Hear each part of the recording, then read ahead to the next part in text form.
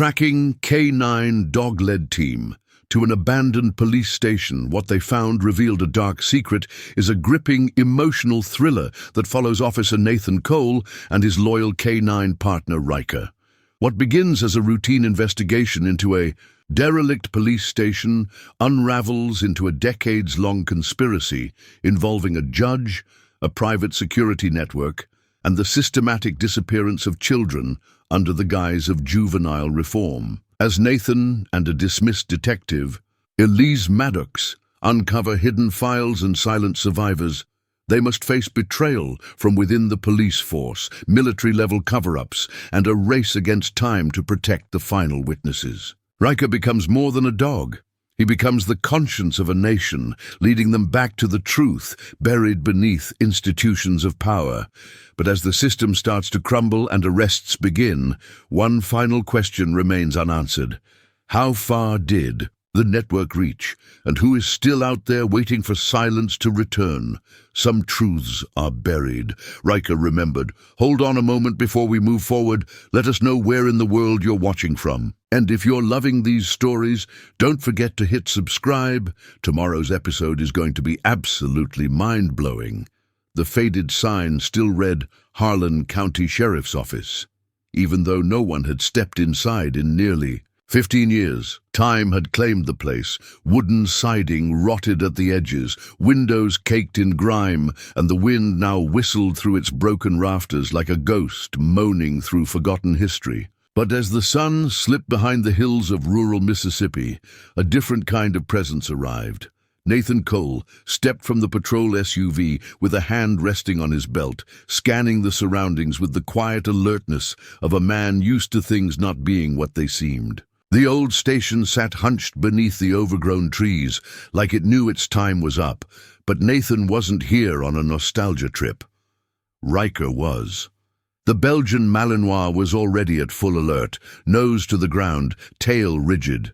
Nathan had seen Ryker. Tense before on searches, rescues, even raids, but never like this. It wasn't just that Ryker had picked up a scent, it was the way he moved, as if drawn by something deeper than instinct, something more primal. Ryker, Nathan muttered, voice low. You sure about this? The dog didn't hesitate. He led them forward, paws crunching over shattered glass, his breath quickening. Inside, the station smelled of mold, dust, and rust. Paper fragments littered the hallway floor. Somewhere above, a floorboard creaked without invitation. Nathan's boots echoed as he followed Ryker into the belly of the building. Ryker stopped. Low growl rumbled from his chest as he crouched near the far wall. Nathan followed his gaze. The paneling here was loose, slightly bowed outward. Ryker pawed at the base, insistent. Nathan knelt down, flashlight beam sliding over the edges of the warped wood. He reached forward, fingers prying carefully. The board popped loose with a sharp crack, revealing a hollow compartment. Inside was a dusty bundle of folders, sealed, wrapped tight with twine, and marked with faded ink. One word was stamped. Across the cover, closed. Nathan didn't speak. He thumbed the edge of the top folder open and scanned the first few lines. Names, birth dates, photos of children. Some of them marked rescued, others marked deceased, all tied to juvenile arrest records and court orders, most from over a decade ago. Every single case was marked resolved.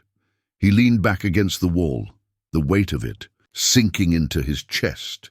These were no ordinary case files. He'd been taught how paper trails were supposed to close loops. But what he held didn't feel like closure. It felt like someone had tried to bury something that still wanted to be found. And then, something else. Taped inside one folder's back flap was a key, small, rusted, and marked with 2 words, evidence. Room C. Nathan slowly turned toward the hallway, where the old evidence lockers used to be, but Ryker didn't follow. Instead, the dog stood rooted in place, ears stiff, eyes fixed not on the hallway, but on the floor beneath them.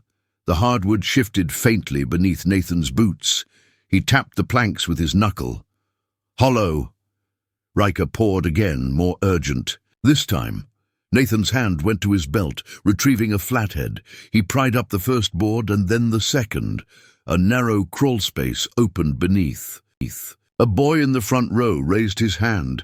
How did he know where to go? Nathan smiled faintly. I think he remembered. He looked down at Ryker, who blinked slowly in response. I think every scent, every sound, every place he walked into and sat, he wasn't just searching. He was remembering. Places we forgot, children we abandoned. He carried something we didn't want to admit still existed. A teacher in the third row dabbed her eyes with a tissue. Elise stepped onto the stage with a folder under one arm. She didn't speak, just handed it to Nathan, who opened it and pulled out a photograph. It was from the first recovery site. A grainy still, taken from security footage. A dark room, a child, and Ryker standing at the threshold. We used to think dogs couldn't hold memory the way we do, Nathan said. But if you've ever seen one refuse to enter a room because of what it smells like, or stop walking because something doesn't feel right, then you know there's more going on than instinct. He paused, then held the photo up. He remembered what was done, and because of that, others survived. He crouched beside Ryker, resting a hand gently on the dog's back. Most days people call him a hero, and maybe he is. But what matters more is that he made us look where we didn't want to. He made us feel what we were told to forget. The applause started small, then it grew, not the kind for trophies, the kind for something older than praise, for respect, for acknowledgement, for things that had been carried too long in silence. Afterward, students took turns sitting beside Ryker, asking questions, running their hands through his fur. Teachers handed out pamphlets on signs of abuse, safe reporting practices, trauma-informed care. It was different now. The walls weren't just painted, they were open. As the sun dipped behind the gymnasium windows, Nathan helped Ryker down the stairs one step at a time. Elise waited by the door, her hand holding a folded letter. From Isaiah, she said. He's applying to train dogs like Ryker, wants to name his first partner Ava. Nathan smiled. I think she'd like that. They walked out into the fading light. At the edge of the campus stood a small memorial plaque placed by the survivors. It didn't name a single official, not a judge, not a sheriff, just one line, to those who remembered when no one else would. Nathan let Ryker sit beside it for a while, as the breeze rustled the leaves and the sky turned gold. He didn't rush him, because some endings don't need words, and some memories are better honored in silence. Ryker lifted his head once, eyes sharp, still alert, still ready, even now. No one stopped him. The agents assigned to monitor the site had already left. There was nothing left to protect, only something to remember. He walked the halls once more, the intake room, the booking desk, the narrow corridor where he used to bring in suspects, where he used to feel like this place stood for something.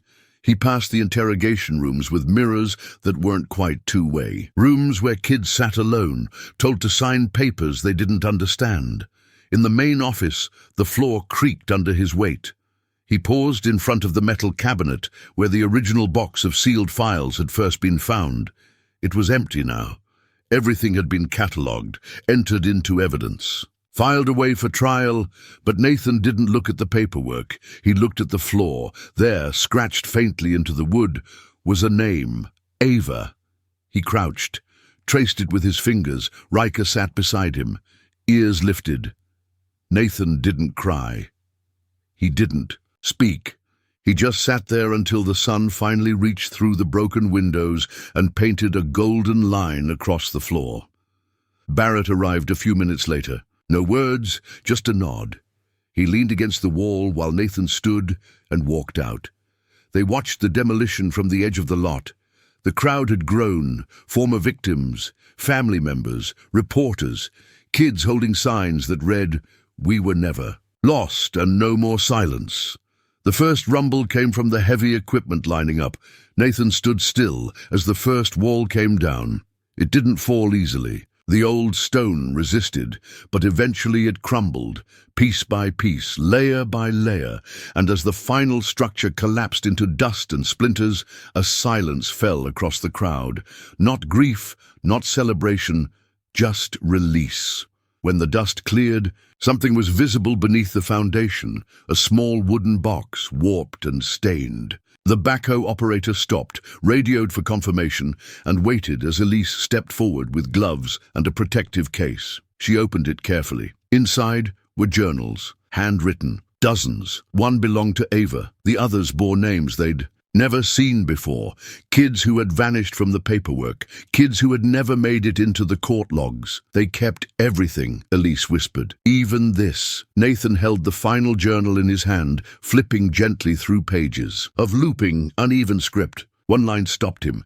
"If someone ever finds this, please tell my mum I didn't forget her name." It was Claire. He looked up at Elise. "We'll find her." Ryker barked once, not loud but clear, as if he knew the job wasn't done yet. They left. The sight as cleanup began, trucks lining the street, workers in orange vests moving through the debris. By noon, only a crater remained, but in that space, the people of Harlan County had decided to build something new. A park, not a playground, not a memorial, just a quiet place where nothing was hidden, and one sign would mark the entrance. A place for every name they tried to erase.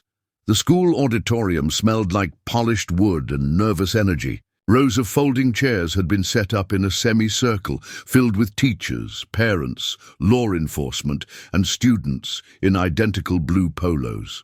A large banner hung above the stage that read, "School Safety Awareness Week. Speak loud, stand strong." Nathan sat near the side wall, his tie slightly loose, blazer sleeves rolled to the elbows. He didn't come here to lecture. He came because they asked, and because this time, someone else had a right to be heard. Ryker lay at the edge of the stage, older now, muzzle grey, his movements slower but still precise. The auditorium was warm, and the hum of voices buzzed just above his head, but his eyes stayed open. When Nathan stood, the room quieted. He didn't read from notes. He just looked out at the crowd, then down at the dog beside him. "Some of you know about what happened here in Harlan. Some of you have only heard parts, the headlines, the trial, maybe the ceremony." He paused, rubbing the back of his neck. "But there's something I need you to understand. This isn't about the arrests or the system or the reforms. It's about what wasn't buried, what refused to stay hidden, and what waited longer than any of us realized." He gestured to Ryker. "This dog didn't find drugs. He didn't track suspects. What he found was the truth. And that's not something he was trained to do. It's something he refused to ignore. Printed with words like compliance pending and medical hold, Elise's voice cracked through the silence. "They processed them here, like logistics." She stepped toward a terminal still powered on. Files blinked across the screen, digital. Forms, photo logs, audio recordings, some files tagged with initials, others with names, and everyone linked to a juvenile court document marked with sealed docket numbers. Barrett opened a cabinet and pulled out a bin filled with small plastic vials, DNA samples. Nathan knelt by a crate. Inside, laminated folders labeled "Transfer," "Denied," all marked with red stamps, "Destroyed," dates matching known missing cases. "They didn't just move them," Nathan whispered.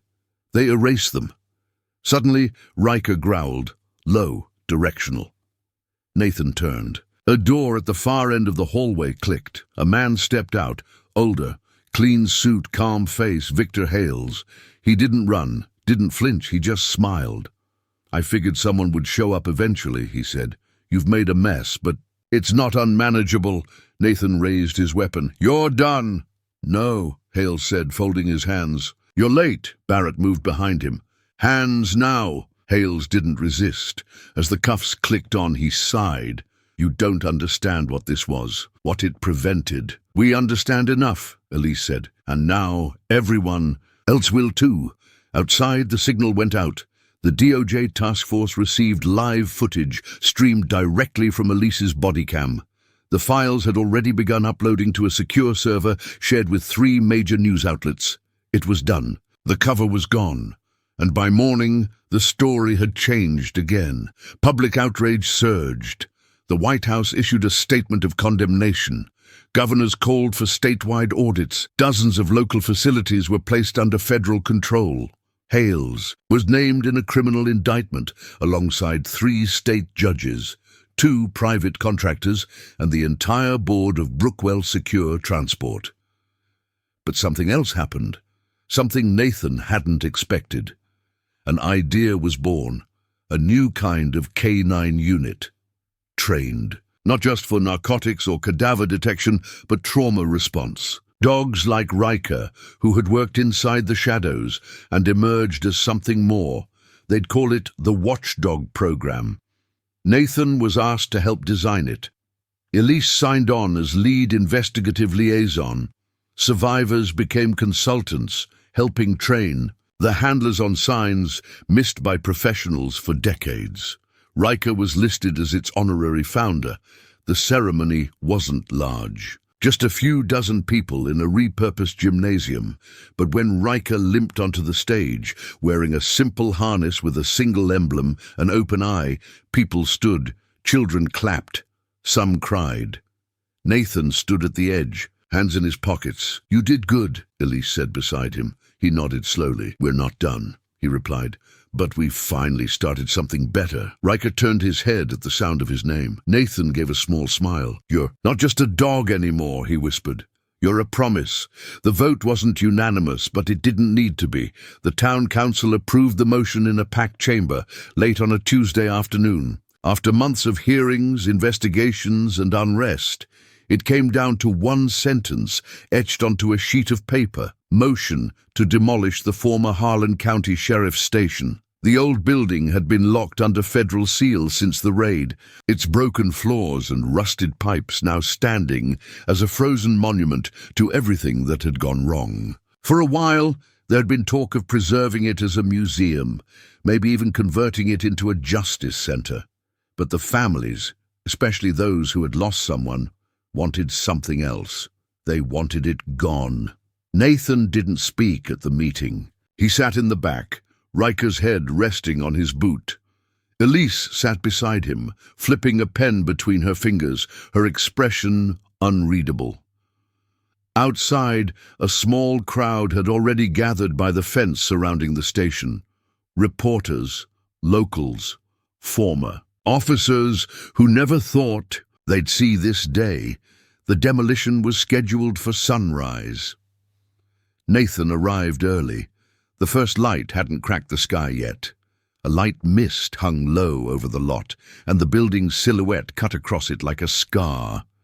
The boards on the windows were cracked, the paint peeled in long, curling strips. Ryker walked beside him, no leash. Nathan didn't say anything as he stepped past the barricade. "We weren't all monsters. Some of us just followed what we were told." Nathan kept his voice low. "You transported children to black sites. You forged court orders." "They were sealed," Durrell snapped. "Signed by a judge. You think I stopped to question a stamp?" Ryker growled, soft and deep. Durrell's eyes dropped. "I didn't hurt anyone," he said quietly. "I never touched them." "But you watched," Nathan said. "And you stayed." Durrell rubbed his shackled wrists. "One kid. He asked me why the windows didn't open, just that, and I couldn't answer him." That night, I started looking into the files, Briarwood's orders, the contract money, and I realized I wasn't moving inmates, I was moving product. He looked up then, eyes red. "I came to you because of him, because of the dog.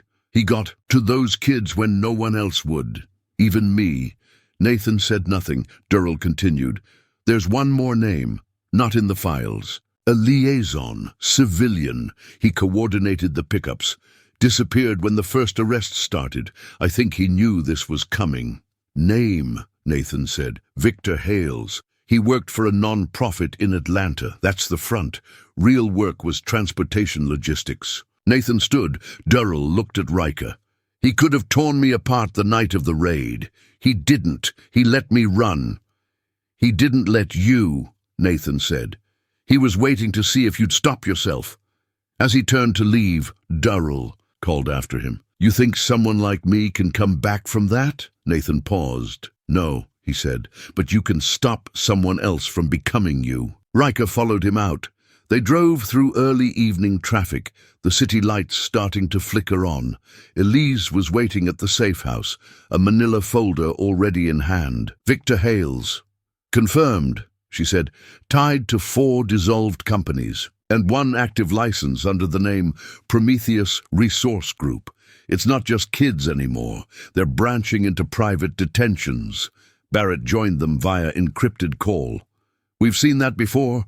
Hales is the one who cleans the slate. When a site gets hot, he shuts it down, reroutes the funding, changes the names. Elise handed Nathan a printout. We found an address, a distribution center registered to the non-profit. It's off the radar, but Ryker's GPS pinged it too. Years ago, during a search training. We didn't know it meant anything back then. Nathan stared at the map.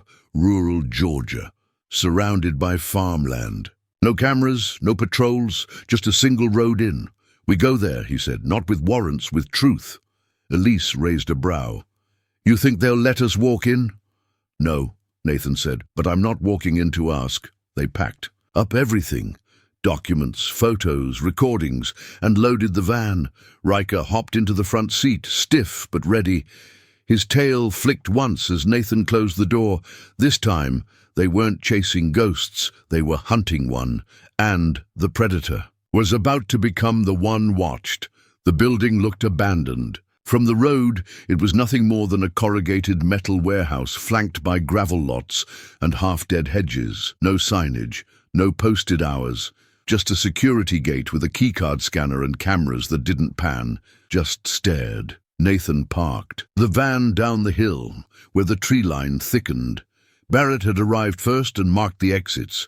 Elise was in the back, reviewing the floor plan they'd pieced together from zoning archives. Ryker sat between them, ears stiff, silent. 2 entries, Barrett said over comms. North side has motion sensors, east side is old. Probably maintenance. I can breach it. Nathan pulled gloves on, checking his sidearm. We're not here to shoot. We're here to prove what they didn't want recorded. Barrett grunted. We still bring insurance.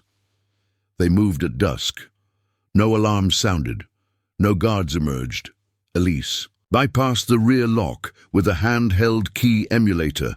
The door creaked open and they stepped into darkness. Inside, it was not what they expected. The floors were polished, walls recently painted. Rows of filing cabinets stood against one side, industrial-grade storage freezers against the other. No beds, no cells. This wasn't a holding facility, it was a clearinghouse. Nathan swept left, his flashlight sweeping over a wall lined with crates. Each one bore codes and seals, federal shipping tags, transport labels from private courier, firms, and something worse. Child IDs, wristbands, dozens of them, barcoded, sorted by intake date. They hadn't dismantled a system in Mississippi. They'd just found the opening crack in something much bigger. Ryker was walking more each day. The vet cleared him for travel again, and Nathan didn't waste time. They were invited to Washington, this time not for a hearing, but a ceremony. Ryker was to receive the Public Safety K-9 Medal of Honor. He wore no uniform, no badge, but the medal was placed gently around his neck as the press cameras clicked. Nathan stood beside him, offering. No speech, just a hand on Ryker's shoulder. The nation didn't need fanfare. It needed to remember that a dog had done what people wouldn't. He had gone back. When the ceremony ended, Elise pulled Nathan aside. She had a folder tucked beneath her arm, and her voice was quiet. The DOJ wants us to consult, she said. They're forming a task force to audit state-level juvenile placements across 6 states to start. Maybe more. Nathan looked out at the Capitol dome. Are they serious? They're scared. That's almost as good. He took the folder, flipping through the early drafts of reform proposals. Mandatory review panels, independent advocates present at every juvenile hearing, tracking codes eliminated. All data to be human audited within 90 days of placement. They're trying, Elise said. Finally. Nathan didn't answer. His eyes were still on the dog lying by the marble steps, tongue out, blinking slowly. You think it's enough? She asked. No, he said. But it's a start. Back in Mississippi, the sheriff's station had been declared a crime scene of national significance. The FBI posted guards around it. Drones flew overhead. Forensics teams rotated day and night. Ava's notebook had been classified as foundational evidence. The cages beneath the floor were documented in triplicate. A preservation order was filed. The station wouldn't be demolished. It would stand as a memorial. More families came forward. A man from Louisiana, a woman from Michigan. All carried stories that sounded like whispers from the same mouth. Files sealed, kids taken. No one believed them, until now. Nathan met with the families when he could, not in big meetings, just one-on-one, a folded chair in a hallway, a church basement, a bench outside the courthouse. He told them the same thing each time. You weren't crazy. You weren't alone. The survivors began to speak publicly. Some joined the task force. Others worked through trauma in their own ways. But none of them disappeared again. Elise's wall of cases grew to 57 cities. By the end of the month, it hit 71. Federal prosecutors began issuing indictments, one to a retired judge in Ohio, another to a facility director in Kansas. 3 more came from private security firms, their names buried in line-item government contracts. Nathan watched each announcement without satisfaction. It wasn't about revenge. It was about acknowledgement. One morning, a letter arrived at Nathan's doorstep. No return address. Inside was a Polaroid, a girl, maybe 14, holding a scrap of paper that read, "Found because of you." Below it, one word was scrawled, Ava. He handed it to Elise without saying a word. She smiled through tears and handed it back. Ryker sat beside them, still and calm. The system was shaking now, and no one could pretend it wasn't real. The prison was a concrete slab that sat behind a chain-link perimeter and a wall of silence. Nathan had been there once years ago, dropping off a fugitive no one wanted to claim. This time, it was different. He didn't come in uniform. He didn't bring a warrant. He came with a name, a case file, and a reason that made his stomach turn. Sergeant Keith Durrell had taken a plea deal. In exchange for testimony, he avoided a longer sentence, but not everyone forgave him, especially not Nathan. Still, the man had agreed to speak. One condition: no press, no court, just Nathan. He wanted to explain something, and he said Ryker needed to be there. The guard at intake blinked when he saw the dog walk beside Nathan. "He's cleared," Nathan nodded. "He's why this is happening." Durrell waited in the visitation room, hands cuffed to a metal loop on the table. He looked thinner, like someone who'd been hollowed out by more than just prison food. He watched Ryker enter and flinched. "He remembers," Durrell muttered. Nathan sat without saying a word. "I didn't sign up for this," the man said. "That's what people don't get. 2 boys, 2 girls. The youngest was 17, the oldest barely 20. They walked without looking up, guided by a federal marshal and an attorney who kept his hand near their shoulders but never touched. Their expressions weren't blank. They were practiced, like they'd spent years learning how not to give anything away. The chairwoman called the hearing to order. She thanked them for their courage. She praised the public's growing interest. She cited the Briarwood arrest, the photographs, the system failures. Then she asked the first witness to speak. A girl named Lena stepped forward. Her voice was soft, but it carried. "They said I was angry," she began, "that I hit a teacher. I didn't, but it didn't matter. They called my mother unstable. I was taken that week. No warning." She spoke of the walls, the cameras, the routines. They called it correction. But it was punishment for things I hadn't done. I stopped talking because it was the only thing they couldn't twist. Next was a boy named Tyrell. He had no family left. His court file said his grandmother was unfit. No one had ever proved it. I was labeled violent at 11. I never hit anyone. But I said things, loud things. That's all it took, he said. He didn't remember much after Pineview, just that the windows were fake and the clocks never worked. He remembered Ryker, though, from a night raid. A door blown open, hands pulling him out, and a dog barking in the smoke. Nathan looked down, Ryker's. Ears twitched. The room fell still when the last survivor stepped up. His name was Isaiah. He was the one Barrett had helped hide. The one who had carried the footage for years, never knowing if it would matter. He didn't speak at first. Then he turned to face the committee. "You want to fix something," he said, "but you don't know what it was like to be warehoused. Like a number. You don't know what it was like to see your friend taken from his bunk and never come back." He held up a photo. This was Jerome. He was 14. "We don't know where he is. You tell me what to say to his mom." The silence in the room changed. It wasn't about waiting anymore. It was about shame. The chairwoman leaned forward. "Is there anything else you'd like to add?" Isaiah looked to the floor. Then he turned to Ryker. "He's the reason I'm still here. He's not just a dog. He's a witness." The room stayed quiet as Ryker stood and walked forward on his own. No leash, no command. He moved to Isaiah's side and sat. That image went everywhere. By nightfall, it had been shared across every major platform. Not just the photos, not just the reports, but the story. A K-9 who led officers back into a building they were told to forget. A veteran who risked his life to pull evidence out of a burning system. Survivors who finally had names again. Elise sat on the steps outside the building, holding her phone in one hand, Ava's journal in the other. "They're listening," she said. Nathan sat beside her, nodding. "But that doesn't mean they'll act." "No," she replied, "but it means they can't pretend anymore." Ryker lay between them, his head on Elise's boot. Inside, the committee recessed. There would be debates, delays, resistance from those with something to lose.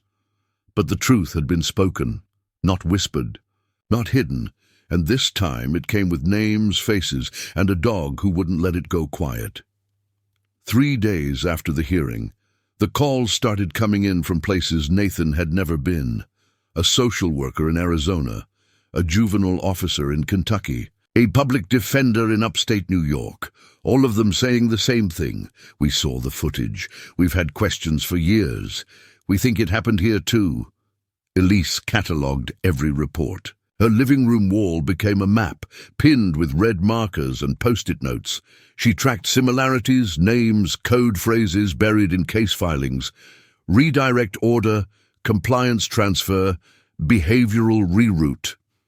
The same language, the same holes. Dozens of kids, dozens of towns. Barrett said nothing when he saw it. He just nodded once and returned to his laptop. He had his own channels. Retired agents, veterans with sharp memories, and friends who worked in the dark spaces of systems long forgotten. One of them sent him a restricted index. It listed closed security firms with expired federal contracts. Among them, Red Level, Brookwell, even a few new names that didn't yet raise flags. The pattern wasn't regional, it was national. Just one rusted door at the far end, sealed with a chain long since corroded. Barrett worked it free. The door opened inward, groaning like it didn't want to. Inside was a room that hadn't seen daylight in years. Concrete walls, dust-covered, restraints bolted to the floor, and rows of iron hooks along the far wall. The air was colder here, stale, dead. Nathan stepped in slowly. His boots crunched over shattered glass. In the corner sat a filing cabinet, rusted shut. Barrett pried it open. What fell out weren't documents. Bones, small, fragile, human. Elise froze. Her hand went to her mouth. "They left them here." Nathan didn't speak. He stepped back and looked up. The ceiling above them was cracked. Something had been buried overhead. They climbed fast, back to the first floor.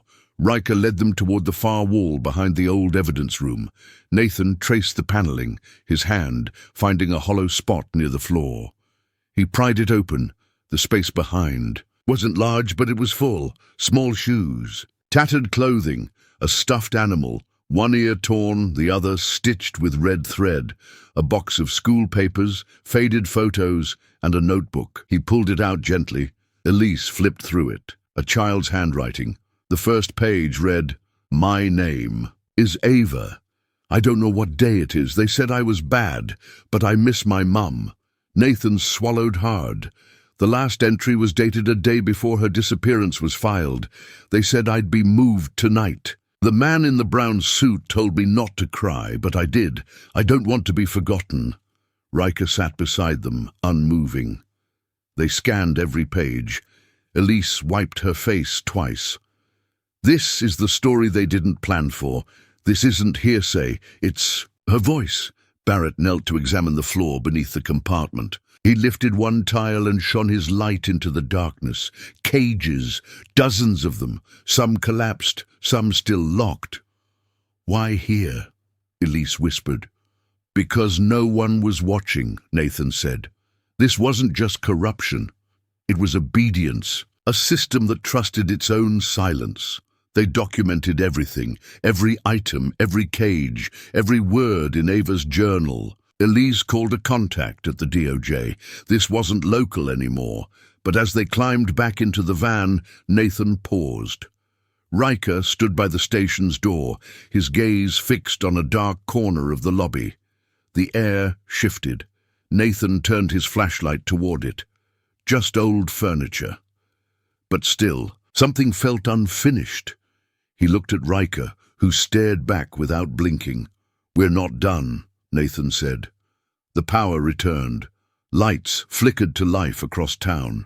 At the edge of the street, people had begun to gather again. Word was spreading. Someone had seen the van. The old station was lit up again, just for a moment. A woman clutched a photograph in her hands. Nathan recognized the face. One of the missing. A file they hadn't been able to close. He walked up to her. "What's her name?" "Danielle," the woman said softly. "They said she ran away. She was 10. He looked down at the photo. A girl with bright eyes and an off-center ponytail. Then he turned back to the van and opened the file box from the wall. She was there, not listed under her real name, but the date, the photo, the ID tag matched. Nathan looked at the mother. She didn't run away. They took her. The woman sank to the curb. Ryker sat beside her. Elise knelt down and placed the journal into the woman's hands. "We'll make sure she's not forgotten." For the first time in decades, the foundation of the system began to shake, and the cracks were finally wide enough for the light to come through. The hearing room in Washington was cold, in a way that wasn't just about temperature. It was sterile, whitewashed, designed for order. Reporters lined the back rows, whispering behind notepads and glowing phones. The committee members sat in their high chairs, wearing suits that didn't wrinkle and expressions that didn't bend. Nathan stood at the rear of the room, his badge tucked away. Elise sat beside him, her hands gripping a folder that held Ava's journal and the printed photos from Pineview. Barrett hadn't come. He didn't like rooms like this. Said he'd seen too many hearings end in silence. Ryker lay at Nathan's feet, calm and still, his chest rising in slow, steady breaths. He wore no vest, no patch, just a collar with a single tag. But in this room full of noise, he was the quiet center. The survivors entered together. 4 of them. By the end of the day, her house was dark. No mail, no car, no answers. They were isolating the town. That night, a protest formed. Dozens of residents stood outside the now-abandoned sheriff's station, candles in hand. Photos of missing children were taped to the windows. Names were chanted, names that had only recently started to mean something again. Nathan didn't plan to be there, but he came anyway. Ryker walked at his side, still healing, still limping, but present. A woman stepped forward from the crowd. She carried a photo, her son. Gone since 2015. No record, no explanation. He was 12, she said. They called it a behavioral redirect. He never came home. Nathan took the photo and turned toward the station.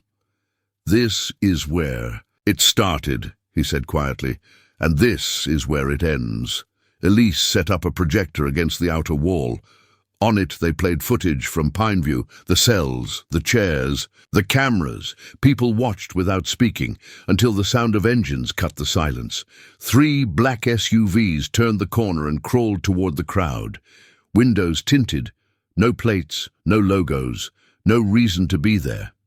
Barrett's voice crackled through Nathan's earpiece. "They're testing response, don't engage." But the vehicles didn't stop. They moved slowly down the road, past the station, then turned into the alley and disappeared behind the building. Nathan moved quickly. Elise followed. Ryker stayed beside them. They found tire tracks in the alley, fresh but no vehicles, no signs of departure. Barrett arrived seconds later. "We've got a problem." "What kind?" He pointed toward the far corner of the lot.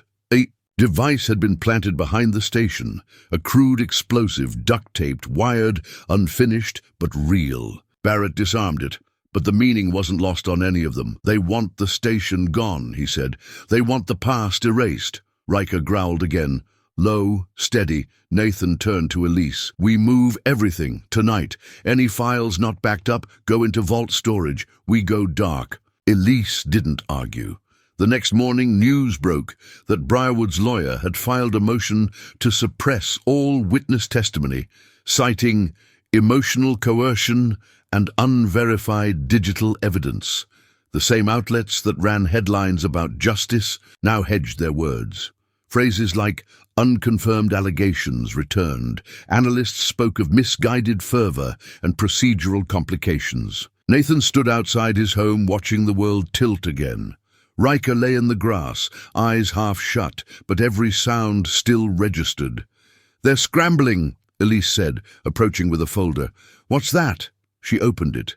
Inside was a printed record of a wire transfer, 7 figures, routed through 5 firms, ending in a shell company tied to juvenile housing services in rural Georgia. The date matched one of Briarwood's last sealed hearings. "They moved the operation," she said. "They knew this town would wake up. So they prepared another." Nathan folded the paper slowly. "We shut them down here," he said. "Then we follow them. But before that, there was one thing left to do." He looked out at the sheriff's station. People were already gathering again. The station doors had been locked for over a decade. Nathan had passed them hundreds of times in his career, always telling himself that place didn't matter anymore. Now he knew better. Every lie they were unraveling had roots here, beneath these floors, inside these walls. Not just paper and memory, but flesh and weight. Something deeper. They moved just after sunset. Barrett drove the van around back. Elise arrived separately with duplicates of the files, everything digitized, protected, and encrypted, but they brought hard copies too. Nathan had arranged a brief window with the utility company. Power would cut for 20 minutes during the switchover. No cameras, no eyes. He and Ryker entered first. The floorboards creaked like they remembered him. He flicked his flashlight across the cracked tile and broken ceiling panels, leading them to the basement stairs. Ryker stayed low, his tail flicking once as they descended. Elise followed, her voice low. "You feel that?" Nathan didn't answer, but he did. A kind of tension in the air, like something waiting beneath the surface. They reached the sub-basement. The walls here were thicker, reinforced. This hadn't been built for storage. It had been designed for isolation. No windows, no vents. These are certified court orders, juvenile removals, most signed by Judge Briarwood, all sealed. Every single one led to a child disappearing. We now have names, timestamps, invoices for transportation services that never registered a destination. And a surviving victim who has agreed to testify. Murmurs turned to shouting again. The police at the edge of the room stiffened. Then Ryker growled. Nathan didn't move. The growl deepened. The dog turned slowly toward the rear of the room. A man in the back tried to leave quietly, slipping through a side door. No one noticed, except Ryker, he launched. Nathan shouted, "Ryker!" The dog tore down the aisle, crowd parting like waves. The door creaked open just an inch before Ryker collided with it, teeth bared. The man inside staggered back, arms raised, face pale and familiar. Gasps swept the room. Nathan reached him in 3 steps, pulling him into the light. Malcolm Briarwood, older, thinner, but unmistakable. The same man from the court photos, the same man from the footage in the reform centers. The mask was gone now, but the voice was the same. The room fell deathly quiet.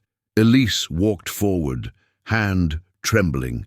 You sat on benches and decided the fate of hundreds of children. Where did they go? Briarwood's voice cracked. You don't understand. Try us, Nathan said. They were headed for failure. The system was broken. They were abandoned before they ever stood a chance. I gave them order. Discipline. Purpose? You sold them, Elise snapped. No, he said. I gave them structure. Without me, they'd be dead in ditches. Do you know what it's like to see a 9-year-old burn down his foster home with his brother inside? Ryker growled again, lips curling. Nathan didn't flinch. You were supposed to protect them. Briarwood's eyes darted toward the officers. You can't arrest me here, Elise said. We're not. She stepped back. 2 federal agents moved from the hallway, flashing credentials. You're being detained under charges of human trafficking, conspiracy to commit fraud, and unlawful removal of minors under the Youth Protection Act. The room roared. Briarwood paled as the cuffs clicked shut. Ryker sat again, eyes never leaving the man's face. Nathan turned to the crowd. This is one arrest, but the system that enabled it still lives. We're going to change that. As the agents led Briarwood out, the flash of cameras filled the chamber. Phones recorded everything. Ryker remained still, ears flicked forward. Elise whispered, they saw it, they all saw it. Nathan looked around at the room full of people who finally understood what had been happening just under their noses. They needed to, he said, because now the story wasn't just evidence, it was truth, and everyone had seen it unfold with their own eyes. The arrest of Malcolm Briarwood should have marked a turning point. For a moment it did. Local news ran the story on every channel. National outlets picked it up within hours. Former victims and their families flooded social media with stories, photos, court papers long believed lost. The truth, for the first time in years, was louder than the lies, but it didn't take long for the ground to shift again. The first sign came as Elise pulled into her driveway the morning after the hearing. Her front door was open, not broken, just ajar. The lock untouched. Inside, every drawer had been emptied, every hard drive removed. Her printer was still running, spitting out the same corrupted line over and over. Silence is survival. Nathan arrived minutes later. Ryker stayed in the truck. He'd begun walking again, slower but purposeful, as if some quiet part of him knew they were on the edge now. This wasn't a warning, Nathan said, examining the scene. It's pressure. They're done hiding. Barrett called 15 minutes later. His Jeep had been destroyed in a firebombing overnight. Nobody hurt, but the message was clear. Burn the tools. Burn the trail. By noon, the town changed. The mayor cancelled all public meetings. The sheriff's department issued a gag order on all juvenile records, citing pending federal review. But Nathan saw the signs.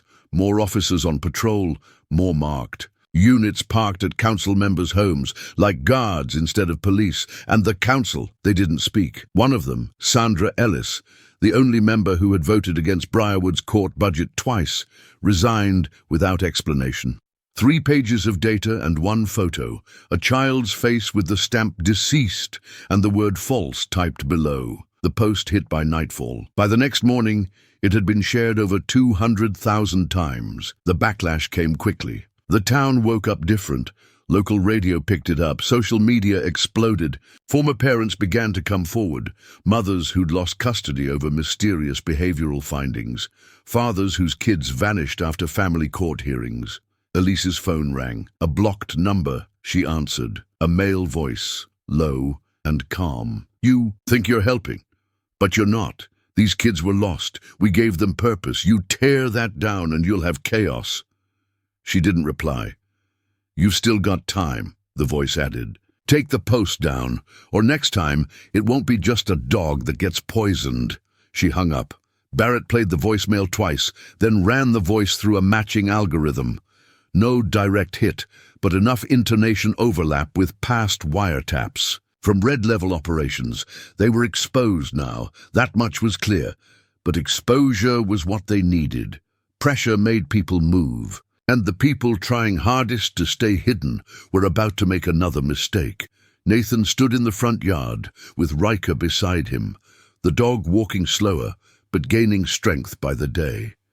He stared at the horizon and whispered, "It's working." Elise joined him, holding the printed face of Sergeant Durrell. "Should we take it to the council?" "No," Nathan said. "Let them come to us." That night, the town hall meeting was more crowded than anyone expected. Officials, officers, reporters. Nathan didn't plan to speak. He was there to listen. But when they played the sergeant's confession, recorded secretly during his transfer, everything changed. He'd broken under pressure. In the video, his voice shook. "I didn't want to do it. I followed orders. They said it was legal, said the records were sealed. No one would ever know. They made it sound like we were helping." The room exploded. Some shouted, others cried. Nathan stepped forward, not as a cop, but as a man who decided silence was no longer safe. He pointed to the back of the room. "You want to ask who allowed this?" he said. "Start with who's missing right now. Where's Judge Briarwood?" "No." Answer, but Ryker turned his head toward the side door. Low growl in his throat. Nathan looked that way too. A man in a brown suit slipped into the shadows. He was real, and they weren't chasing ghosts anymore. The city council chamber was packed wall to wall. A makeshift podium stood at the center, flanked by board staffers and a half-dozen uniformed officers posted along the sides. Every folding chair was filled, and more people crowded along the back wall, standing shoulder to shoulder.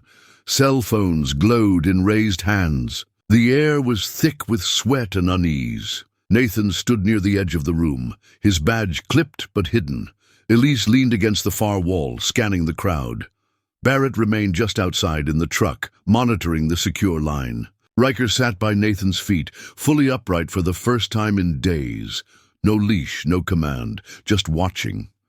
At the front, the mayor cleared his throat. "We appreciate everyone being here today. We are aware of the recent accusations spreading online," and a murmur rippled through the crowd. Nathan stepped forward. "Not accusations, evidence." Gasps, then silence. The mayor hesitated. "Officer Cole, you're not recognized to speak." Nathan held up a printed still from the raid on Barrett's trailer. The masked sergeant's face caught mid-turn. "This man is Sergeant Keith Durrell, still on payroll as of this morning. He participated in an illegal raid, burned property, and was caught on video. We have his recorded confession, and we have the names of 3 others who coordinated with him, one of whom used to sit on this very council. A woman in the second row stood. My daughter was taken by family court in 2012. They said I was unstable. No warning, no appeal, she was never placed." Nathan turned to her. "What was the judge's name?" "Briarwood." The room erupted. A man shouted, "He's still drawing pension." Another voice, "My nephew's file was sealed. He vanished." The mayor banged his gavel uselessly, sweat running down his temple. "We will not turn this chamber into a—" "You already did," Elise said, stepping into the aisle. She walked forward slowly, holding a stack of binders. The same judge whose retirement had been quietly pushed through after rumors of irregularities. No press, no investigation, just silence. Nathan stood, pacing the kitchen. This wasn't just a rogue judge. It was a system. Barrett nodded. Built to be invisible, because if someone tried to follow the money, it always ended in red tape and private entities. "Except we followed it anyway," Elise said. "And now we have names, documents, testimony, enough to blow this open." Nathan looked out the window, watching the trees sway under the wind.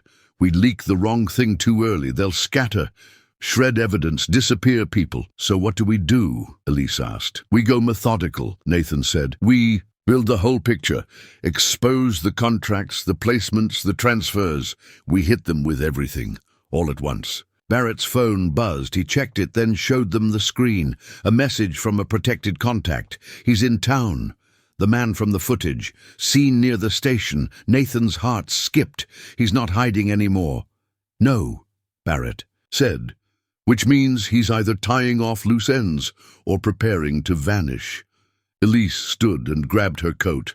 We're not letting him disappear. Nathan gave Ryker one last stroke behind the ears, then stepped away. We go public, but first we make sure we have the full chain. He grabbed the evidence files, the flash drives, the invoices. This time, he said, they don't get to control the narrative. Barrett loaded the back of the SUV with every piece of proof they had. Elise connected a secure line to an encrypted server and began uploading the files in batches. By nightfall, they had backups in 5 states. They weren't chasing shadows anymore. Now they were drawing a map, and at the center of it sat a courthouse, a judge with a forgotten name, and a dog who refused to stay silent. They needed someone to make a mistake, someone high enough in the chain to matter, careless enough to think they were still safe. Barrett had the idea: leak falsified intel, a trail that pointed to a non-existent survivor scheduled to testify. Make it look real. Make it smell like panic. Elise built the report. She faked a name, invented sealed court files, and uploaded them to a secure whistleblower drop site that had been used by legitimate sources in the past. The story: a surviving victim with unredacted files and facial IDs, evidence that could name the entire operational chain. Barrett added flavor. Leak it through a second channel, something linked to the press but known to be dirty. If they're still watching, they'll bite. By midnight, the files were up. The trap was live. Now they waited. The next evening, Barrett's trailer was hit. No knock, no search warrant. Just masked men who cut power to the security cams and kicked in the back door like they'd done it 100 times. But the trailer had been rigged. Barrett had seen to that himself. The second the doorframe gave, the perimeter camera snapped into infrared and went live. Motion detection. Auto-tracking.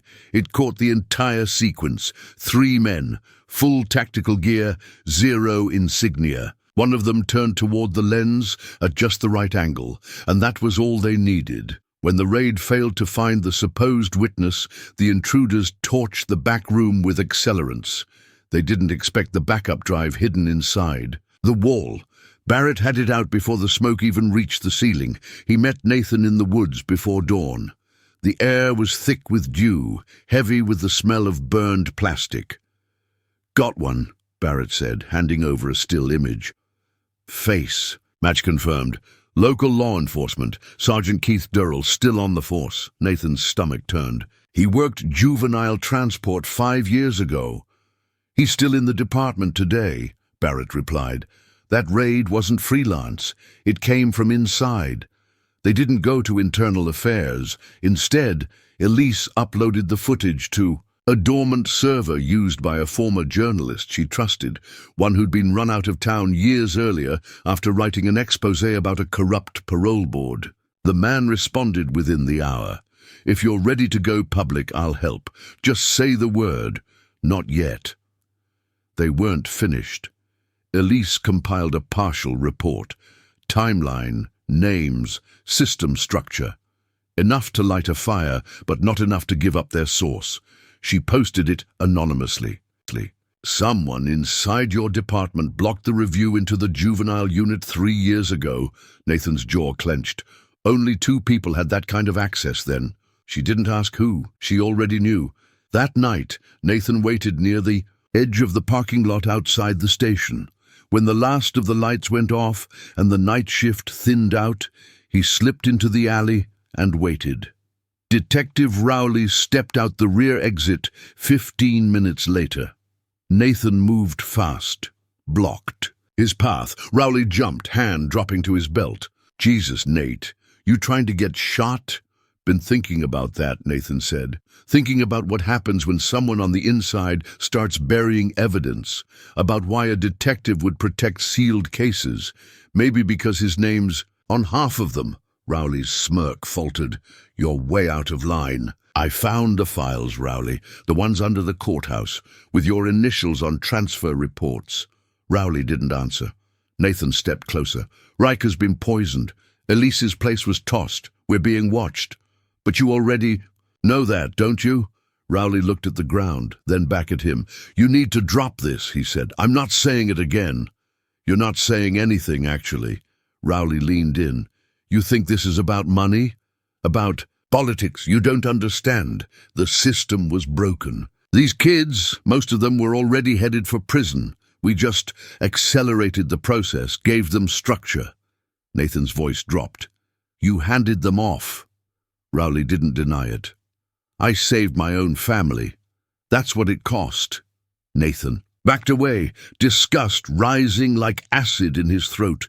You didn't save anyone. He turned and walked into the dark. Behind him, Rowley didn't follow. Nathan didn't sleep that night. He sat with Ryker, feeding him water through a dropper, brushing his fur gently. The dog's eyes followed him, tired but aware.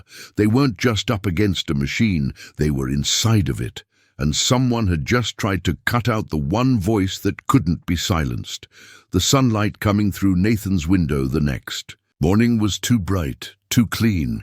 It didn't match the weight hanging in the room. Ryker lay curled in his bed near the door, breathing steady but shallow. Elise sat on the floor beside him, flipping through a folder without looking at the pages. The night had been long and mostly silent. Barrett arrived just after 8, carrying a duffel bag and a tired look. I got something, he said. He dropped the bag on the table and unzipped it. Inside were copies of federal contracts, vendor agreements, and sealed memorandums. Some redacted, some not. He pointed to one stamped with the Department of Justice logo. Brookwell Secure Transport wasn't just contracted for juvenile transfers, he said. They were part of a multi-state cleanup initiative. Officially, it was called a Behavioral Reform Acceleration Pilot. Privately, it was something else entirely. He pulled out a single-page agreement marked with 4 signatures, including one from a local circuit court. Nathan scanned it. This ties the court system directly to the camps. And to the money, Barrett added. Each placement carried a federal stipend. On paper, the program was about reducing recidivism. In reality, it created an incentive to remove children from families and place them into facilities that didn't rehabilitate anyone. Elise stood, and nobody stopped it. Because everyone got paid, Barrett said. The judges, the officers who filed the referrals, the agencies who classified the children as high risk. They built a pipeline out of fear and poverty, then fed it kids. Nathan clenched his jaw. It wasn't justice, it was inventory.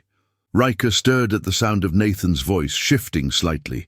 His head lifted an inch, eyes blinking. Slowly, Nathan knelt beside him, gently resting his hand on the dog's side. We're going to make it count, he whispered. Elise pulled up the federal grant documentation on her laptop. This line item shows a juvenile development facility listed as operational until last year, but it never had a physical address. All transfers were routed through Brookwell. Barrett pointed at the bottom of the report. Look at the signature. Nathan leaned in. Judge Malcolm Briarwood, there it was. Not just a name, a confirmation. The man who'd signed more juvenile removal orders than anyone else in the region. He said they were moved like shipments, 10 at a time, always under sealed orders. Sometimes a judge would visit. A quiet man in a brown suit who never spoke to the kids, only to the handlers. And always the same ending. They didn't call it trafficking. They called it compliance management. Nathan clenched his fists. Elise asked, Do you remember a name? A company? The boy nodded. Brookwell. They weren't security. They were sellers. And they didn't hide it. He pointed toward a duffel near the wall. I kept this. Just in case. Inside were scraps of papers, burned edges, water-stained pages, but one was a printed invoice from Brookwell Secure Transport. 10 juveniles. Transfer approved by sealed court. Recipient listed as Recovery Site C. No location. No state. Just a number. 27B. Nathan passed it to Elise. What does that number mean? The boy looked down. It's the tag they put on our beds. Barrett stood near the door, arms crossed, unmoving. He asked the boy, "If we take this public, they'll come for you. You know that, right?" The boy nodded. "I'm already gone. Might as well make it mean something." Nathan reached into his coat and placed a worn dog tag in the kid's hand. It wasn't Ryker's. It was from the first dog Nathan ever worked with, one that didn't make it back. "You're not property," Nathan said. "You never were." Ryker stood and licked the boy's knuckles once, then stepped back. Outside, the air smelled of wet pine and smoke. The past hung heavy in the fog, but for the first time, someone inside that system had found a way to speak. Nathan looked at Elise as they drove away. "We're past the point of return." Elise nodded. "Good." The first sign came in silence, the kind that wasn't natural. Nathan had gotten used to the subtle tension in Ryker's posture, the way his ears twitched at sounds no one else noticed, but now the dog was still, too still. He sat by the living room window of Nathan's house, staring through the glass without blinking. Nathan followed his gaze. The street was empty, the early morning fog still low, but someone had been there. The gate latch was twisted, barely noticeable, but bent in a way it hadn't been the night before. Nathan stepped outside, slow. Nothing obvious, no tire marks, no footprints, but his gut tightened. Inside, Elise was reviewing transcripts. She'd pulled every juvenile case Judge Briarwood had handled during his last 6 months on the bench. The files painted a clear pattern. Boys, between the ages of 10 and 14, most from single-parent homes, all labeled with behavioral issues. Many disappeared shortly after sentencing. Nathan dropped a pair of used gloves on the table. Someone was at the gate. She looked up. "Surveillance? Disabled." The outside cameras went dark at 2:07 a.m. Feed cuts clean, no loop. Professional. Barrett was already en route. He'd offered to stay with the boy from the safe house, now moved again under deeper cover. But something in Barrett's voice had changed. Like he'd expected this moment too. They weren't chasing ghosts anymore. They were being watched. By noon, things got worse. Elise returned home to find her apartment ransacked. Nothing stolen, but the message was clear. Folders scattered. The drive with the Pineview footage still there, but moved. Someone had touched it. Ryker wouldn't leave her side after that. He slept by her door, paced her hallway, refused food. Until morning. Then Ryker collapsed. Nathan found him curled in the laundry room, trembling, eyes unfocused. He rushed the dog to the emergency vet, heart pounding. They ran tests, poison, traces of something synthetic. Low dose, not meant to kill, just incapacitate. Elise paced the clinic waiting room, rage boiling just beneath the surface. "Someone wants him out of the way. He's not just a dog." "To them," Nathan said. "He's a witness."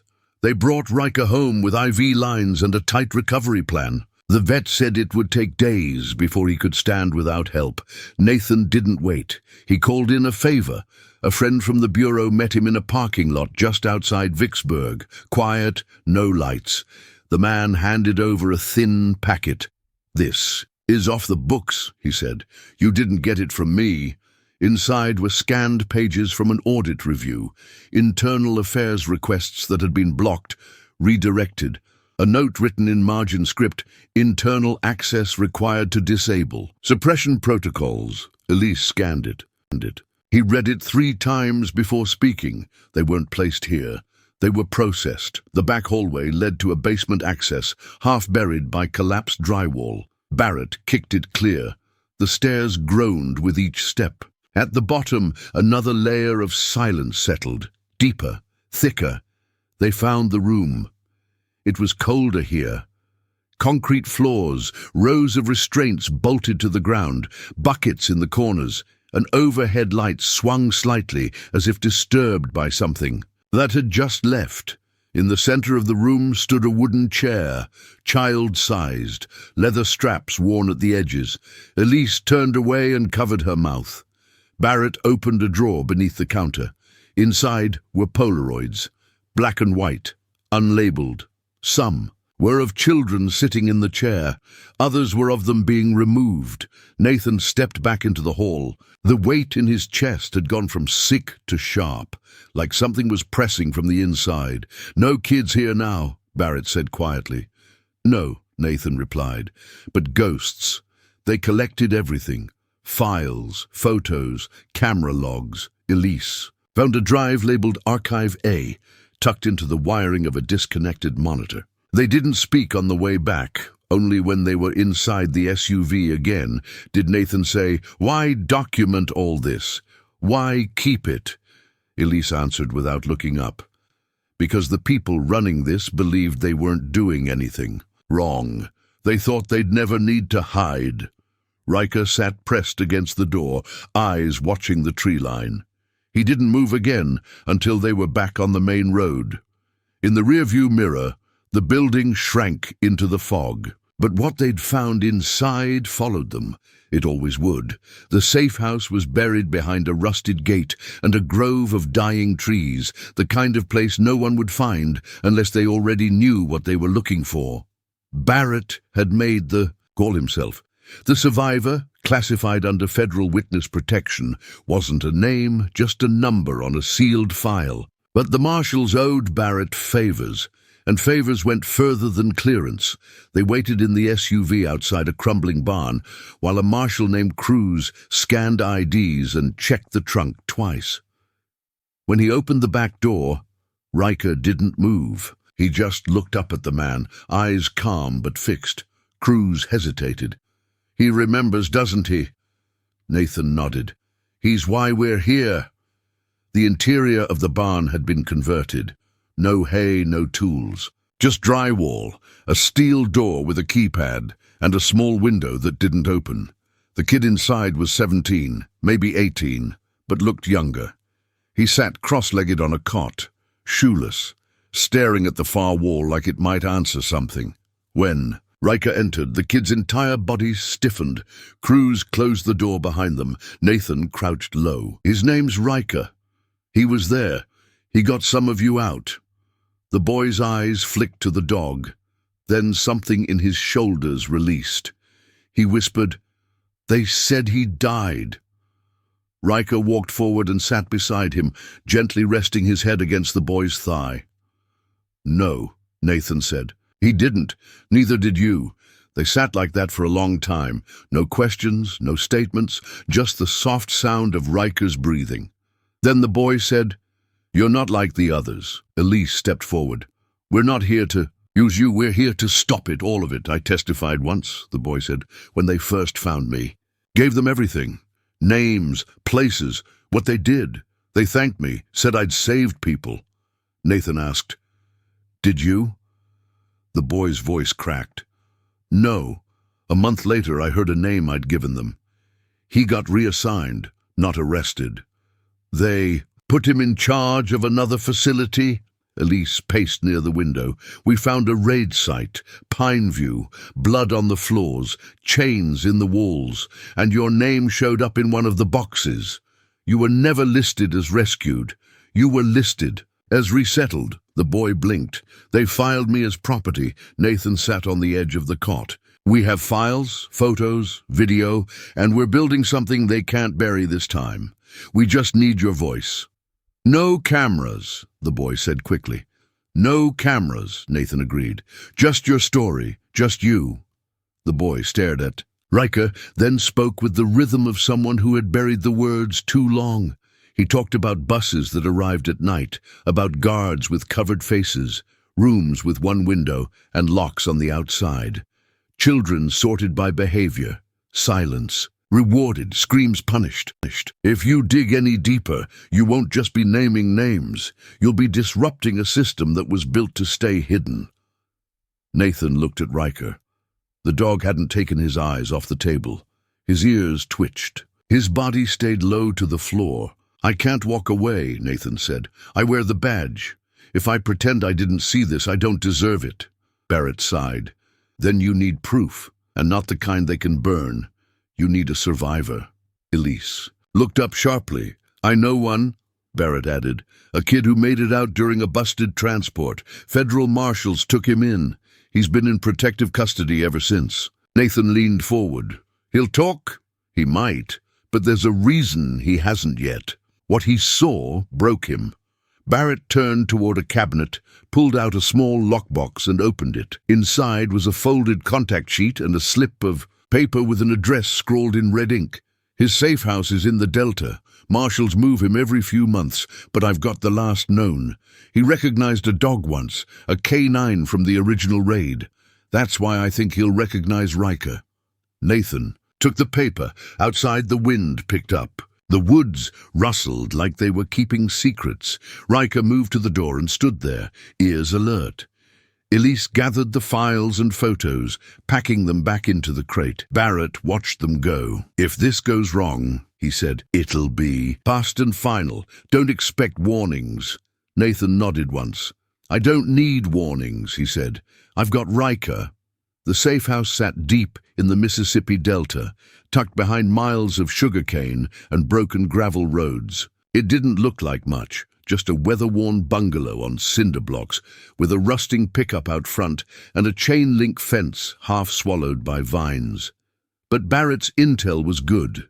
There were signs of life, a fresh tire mark in the mud, a faint glow from behind a curtained window, and Ryker's nose twitching from the moment they stepped out of the SUV. Nathan left the engine running. We don't go in fast. We wait until he sees Ryker. Let the dog go first? Elise asked. Let the truth go first, he said. He'll smell it on Ryker. Ryker stepped forward without hesitation, paws silent on the wet porch. He stopped at the door and sat. Waited. Inside, the curtain moved, then the lock clicked open. The door cracked just enough to reveal a boy. No, not a boy. A teenager now, 17, maybe 18, pale skin, thin shoulders. His eyes were wide, tired, scanning everything but the dog. When he did look down, his breath caught. Ryker? His voice came out like gravel over broken glass. Nathan stepped beside the dog. You remember him? The teen didn't nod, but his hand slipped past the screen and gently touched Ryker's head. The dog leaned into it, soft, familiar. Then a tremble passed through the teen's body, and he dropped to his knees. Nathan opened the door and followed him inside. The house smelled like fear and canned food. Old carpet, windows sealed tight. A single mattress in the living room, a duffel bag by the door. Whoever the marshals were, they weren't here anymore. I'm Nathan, he said, kneeling. This is Elise. We're not here to make trouble. We're here because people think you don't matter. We need to prove they're wrong. The boy rubbed his eyes with his sleeve. Why now? Because someone opened the wrong door and found the truth under the floorboards. He looked at them both. You found the tapes? Nathan didn't answer. He didn't have to. The boy exhaled, slow. Then he stood and walked to the kitchen. He pulled a dented lunchbox from the cabinet and set it on the table. Inside were newspaper clippings, ID tags, and a flash drive wrapped in a sock. They called it redirection, he said. That's what they told us. We were going somewhere. Better. Out of danger. But the place they sent me, it wasn't better. It wasn't even a school. It was just a warehouse with bunks, cameras in every room, guards who didn't wear uniforms. Elise's voice cracked. What did they do? They watched us, filmed us, tracked what made us cry, what made us go silent. Some kids disappeared. No one said why. They never came back. Nathan leaned forward. Do you know who ran it? Only by voice, the teen said. One man, always wore a mask when he visited, but his voice was calm. Kind, even. That's what scared me most. Like he believed it all made sense. Nathan swallowed hard. You ever hear a name? One. Only once. He got angry at a guard, said, You screw this up and Briarwood won't be the one paying for it. That's when I knew this was deeper than just judges. Elise stared down at the flash drive. What's on this? Camera footage. A guard smuggled it out, said he couldn't do it anymore. He gave it to me during a storm evacuation. I never saw him again. Nathan took the drive gently, like it might burn through his palm. Can we use it? The boy hesitated. You can, but if you do, they'll know where it came from, and I'm not protected anymore. Nathan stood. You are now. back on. The road. Elise connected the flash drive to her laptop. The screen flickered to life. Video thumbnails, timestamps, rows of footage from a facility with no name. "What is this place?" Elise asked. Nathan pointed to a hallway on the screen. "That's not a rehab center. That's a holding site." "And those kids?" Elise's voice trailed off. They watched in silence as masked men moved children from one room to another. Some limped, others didn't speak. A logo appeared on the guard's vest. Elise froze the frame. "Zoom in," Nathan said. She did. Red level protection. Same logo, Barrett remembered, but under it a new name. Brookwell Secure Transport. Nathan pulled out his phone. "I know that name. They had a contract with our department, couriered evidence, high-value transfers. And they ran juvenile. Transports?" Elise asked. "No, at least not on paper." Ryker stirred in the back seat. Nathan looked out at the darkening road. "They weren't just moving kids," he said. "They were moving evidence, and the kids were the evidence." The anonymous tip came through Ryker's GPS camera. Barrett had rigged the harness to sync with his secure laptop, but none of them expected anything useful so soon. At 2:14 a.m., while Ryker was asleep beside the bed, a transmission pinged across the system. A static burst, then a clipped voice. "Rehab. Center Alpha. Off Route 19. Shut down but not empty. There was no signature, no origin." But Barrett recognized the cadence. Military, calm, direct. Someone wanted them to find it.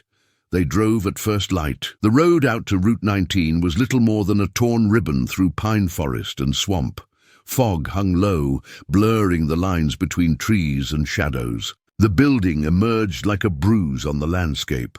A squat concrete shell with boarded windows and a chain-link fence sagging with age. A faded wooden sign still clung to the gate. Pineview Youth Rehabilitation Center. A second chance for tomorrows. Leaders. Nathan stepped out of the SUV with Ryker at his side, leash clipped but loose. Elise scanned the perimeter with binoculars, noting no recent tire tracks, no footprints, no guards.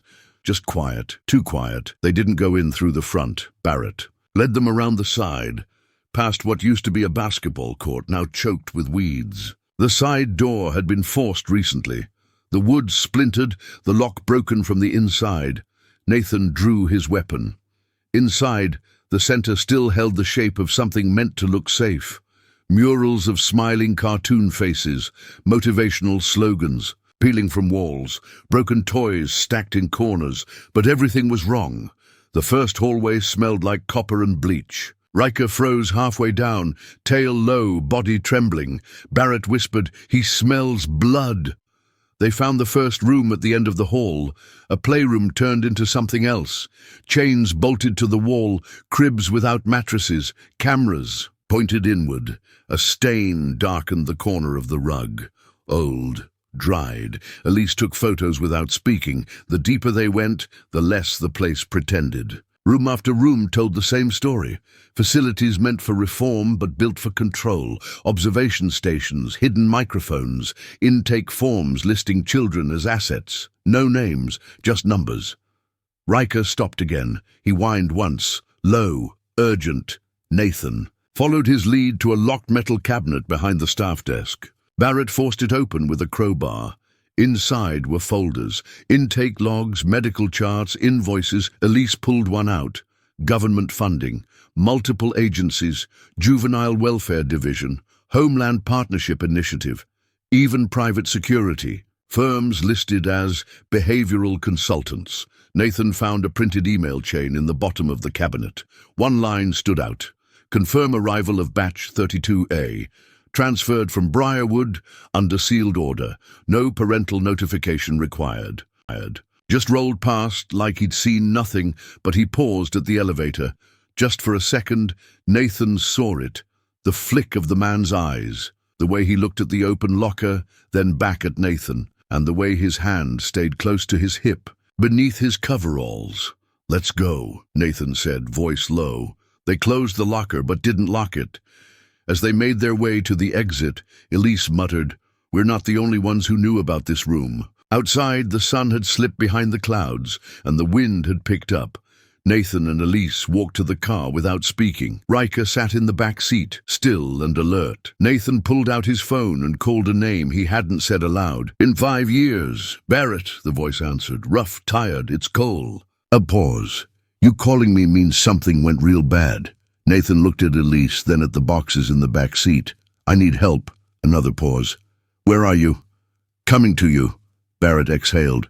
"Then bring the dog.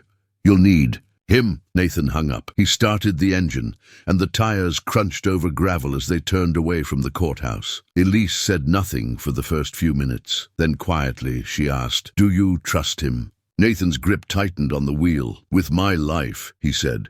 Ryker looked out the window, ears twitching with every passing mile. Behind them, the courthouse shrank into the grey distance, and the whispers of the past fell silent once more. But, only for now, Logan Barrett hadn't changed much. Time had carved deeper lines into his face and left a silver streak through his short-cropped hair, but his eyes still carried the weight of places no man came back from clean. His house sat at the edge of the woods outside Jackson, miles off the highway, quiet enough to keep ghosts comfortable.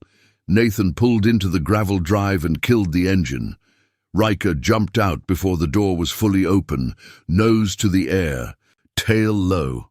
Elise stayed by the passenger door, scanning the tree line. She didn't like being this exposed. Barrett stepped onto the porch with a mug in one hand and a cig sour at his hip. He raised the mug in greeting, didn't bother with a smile. "You're late." Nathan gave a half nod. "We made a stop."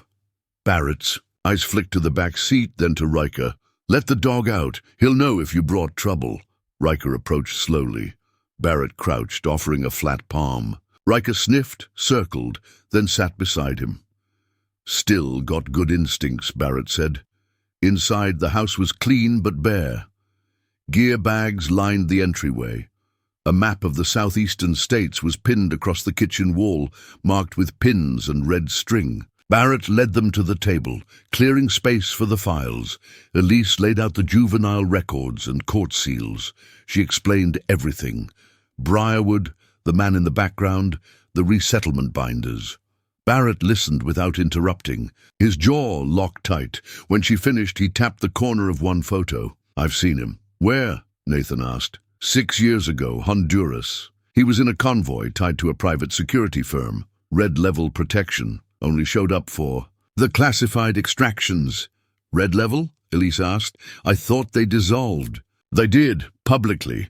What's left operates through shell contracts. State-level jurisdictions can't track them. But if this guy's involved, it means someone paid good money to erase those kids." Nathan sat back, the sick feeling growing. "Again. We found a locker in the courthouse. Files that should have been destroyed. I think they kept them as insurance." Barrett opened a drawer and pulled out a worn black case. Inside were damaged mini-DV tapes, a USB drive, and an envelope of IDs. These came from an old customs raid I assisted on 5 years back.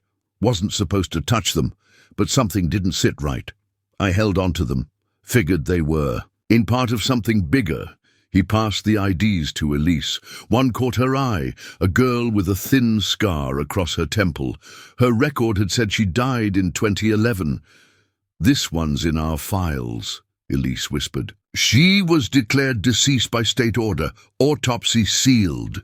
"There was no autopsy," Barrett said. "She was alive in that footage. Barely, but alive." Nathan felt the weight of it settle in his chest. Kids marked as dead. Paperwork buried. Everything legal on the surface. Barrett lit a cigarette, hands steady.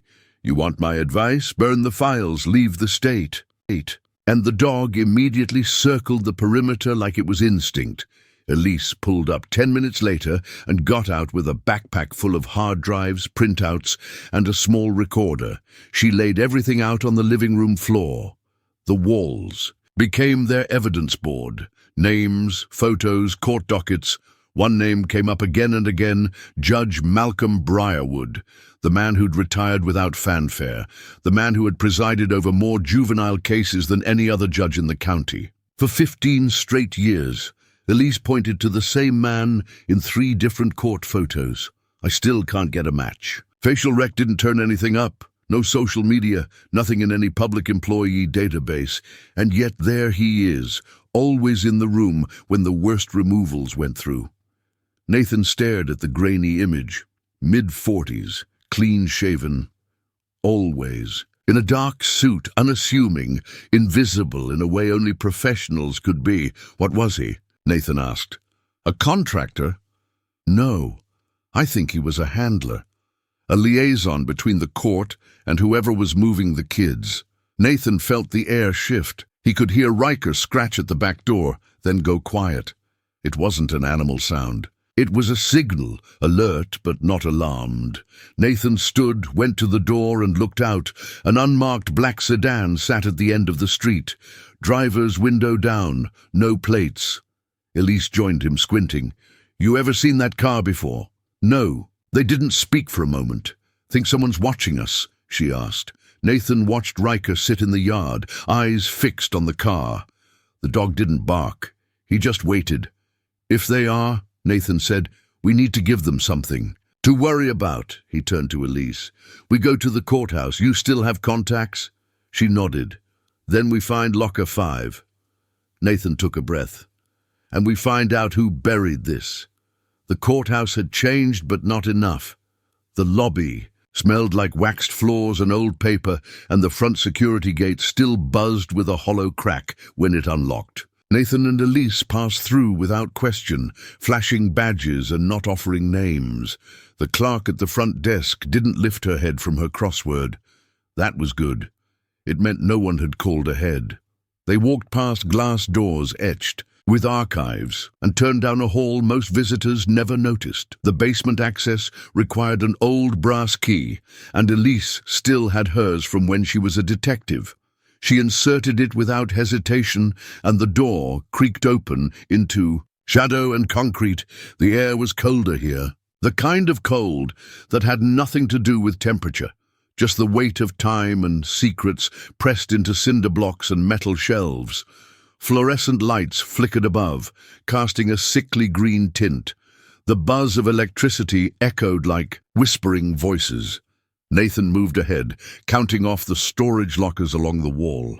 3, 4. Their locker 5 had no handle, just a rusted padlock and a faint black scuff near the base, like someone had kicked it once, a long time ago. Elise reached into her coat and pulled out a thin pry bar. No time for subtle, she said. 2 sharp pops, and the lock clattered to the floor. Nathan opened the door slowly. Inside, it wasn't what they expected. No drugs, no weapons, no money, just cardboard boxes stacked neatly, every one of them marked with handwritten labels, each one stamped with juvenile case numbers that should have been sealed forever.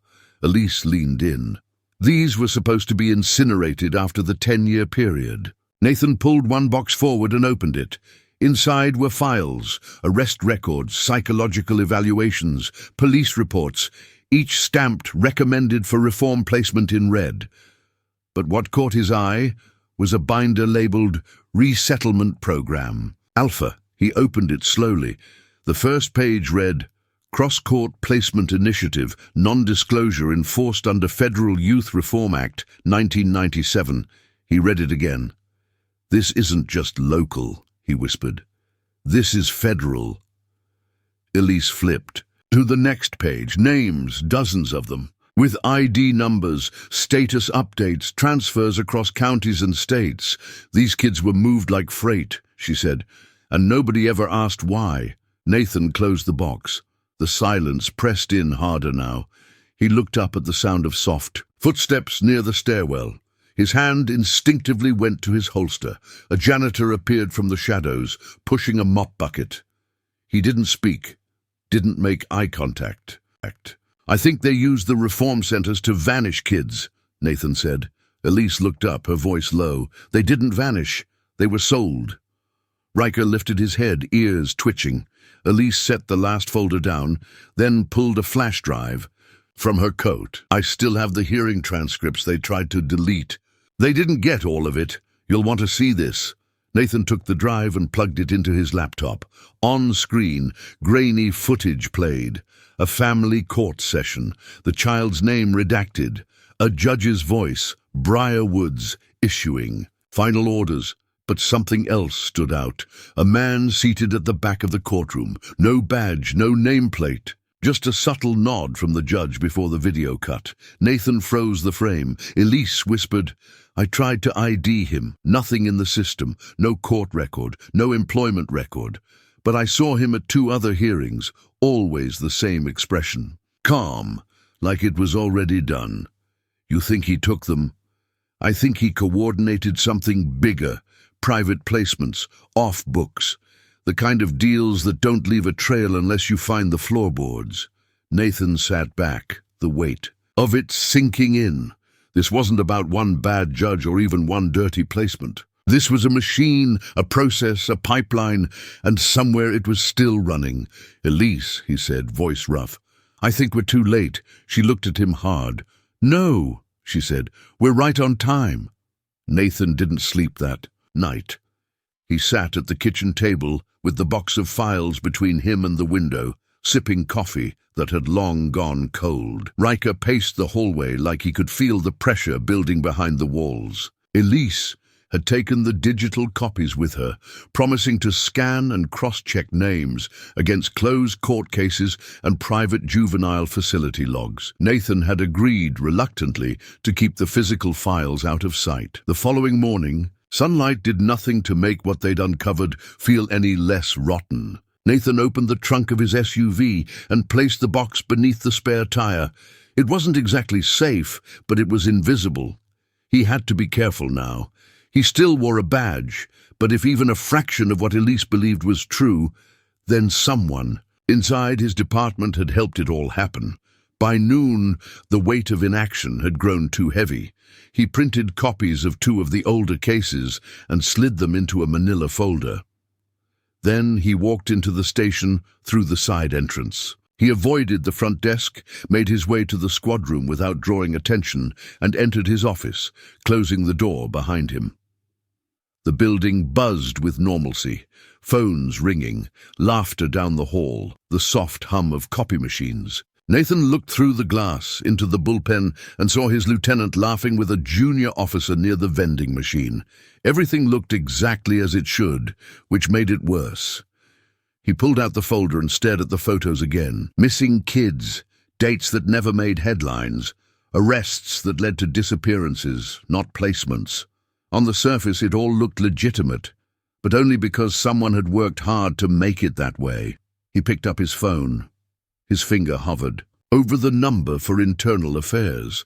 Then he set it down. If IA took the case, the files would be logged into the system. And if the corruption ran as deep as Elise suspected, someone would know. The key wasn't just in proving what had happened, it was in how they did it without tipping anyone off. Nathan opened his encrypted personal email and sent a short message to Elise. "Bring what you have. We do this off the record. No one else can know," she replied a minute later. "You're finally seeing it. I'll be there in an hour." He closed the laptop and glanced toward the hallway. His heart skipped a beat. His former partner, Detective Rowley, stood by the coffee station. Rowley hadn't noticed him. Not yet. Nathan watched as the man poured 2 cups, laughed at something another officer said, and then walked toward the captain's office with a casual nod. They'd been close once. Nathan and Rowley worked a dozen felony cases together, but over the years, Rowley had gotten comfortable, started playing politics, making friends with judges and court clerks, asking fewer questions. Nathan's stomach turned. He didn't know for sure if Rowley was involved, but trust was a dangerous thing to gamble. Back at home, Ryker was waiting by the front door. Nathan let him out into the yard. Air rushed out, stale, wet, thick with mildew, and something else Nathan couldn't place. Rot, maybe something worse. He lowered his flashlight. The beam found more folders, dozens of them, scattered and half-rotted. But in the center of the space, wedged between 2 joists, sat a small evidence box, numbered, tagged and stamped, confidential. Court sealed. Nathan reached for it, heart thudding as if some part of him already knew what lay inside. Ryker sat beside the hole, unmoving. The dog's breathing had slowed, but his eyes never left the shadows in the corner of the room. Nathan lifted the box. The lid creaked open. Inside were photographs, some damaged, some whole. A few were mugshots, others were surveillance stills, and one was a school portrait of a boy with shaggy hair and a missing tooth. Tucked beneath the photos was a report. It bore the name of a judge he remembered, Judge Malcolm Briarwood. Retired early, vanished quietly. The pieces didn't fit. But Ryker's reaction told him they weren't just stumbling into an old memory. Something had waited in this building. A truth meant to rot, sealed behind dusty walls and forgotten floors. Nathan looked back at the dog. Ryker didn't whimper, didn't move. But his stare was fixed on something in the silence, something still echoing beneath them. And Nathan felt it now, too. The past hadn't gone quiet. It had just been waiting for someone to listen. Nathan kept the evidence box sealed tight as he drove home, Ryker silent in the passenger seat. The old sheriff's station had felt like a tomb, and whatever they'd pulled from its bones didn't belong to the past. Not anymore. Nathan didn't speak on the drive. Neither did Ryker. But silence didn't mean peace. It never had. Back at the house, Nathan set the box on the kitchen table and opened a cabinet for the bourbon. He didn't drink often, not since the divorce, but this night called for it. Ryker curled up near the back door, ears perked. His body didn't relax. That wasn't a good sign. Nathan pulled out the folder marked Carter v. Briarwood. The pages were yellowed but intact. Court records, sealed hearing transcripts, and a final judgment signed and stamped. Child placement approved, records expunged. But there was no foster agency listed, no follow-up, just a dead end that looked neat on paper but smelled like a cover-up. He reached for the next file, another missing kid, 13 years old, officially rescued from neglect, then never heard from again. Same judge, same obscure approval, another key paper-clipped to the corner. This one read, Locker 5, Courthouse Archive Basement. Nathan didn't need to be told what was happening. He knew, and it was bigger than he wanted to admit. He slid the file back into the box and opened the lowest kitchen drawer where he kept things he never wanted guests to see. Beneath the divorce papers and a holster he hadn't worn since patrol days was a phone number scribbled on a napkin in tight cursive, Elise Maddox. She'd been a detective once, head of the town's cold case unit before she asked the wrong questions about the wrong people. Fired, then vanished into the static like a bad signal. Nathan stared at the number, thumb hovering. Then he dialed. The phone rang twice. You better have a damn good reason to be calling me this late, Elise. It's Nathan Cole. A pause. Jesus. Didn't expect that voice tonight. What's wrong? I think I found something that was never meant to be found in the old station. You're kidding, I'm not. Let me guess, floorboards. Nathan blinked. Elise. I'm listening, she said. An hour later, Elise pulled into his driveway in a dented Crown Vic that hadn't seen an oil change in years. She stepped out in worn jeans and a hooded sweater, her hair pulled back in a loose knot. She looked tired, like someone who hadn't stopped chasing ghosts since the day she got cut loose. Nathan opened the door without a word. Elise stepped inside and paused at the table. Is that what I think it is? She asked. He nodded. Found under the floor, beneath the paneling. She pulled on a pair of gloves from her back pocket and opened the folders one by one. Her face grew tight as she scanned them, lips pressed into a line. These are the same names I filed FOIA requests for 8 years ago. Juvenile removals. Approved by Briarwood's court. Every case came back sealed. No one wanted me poking around.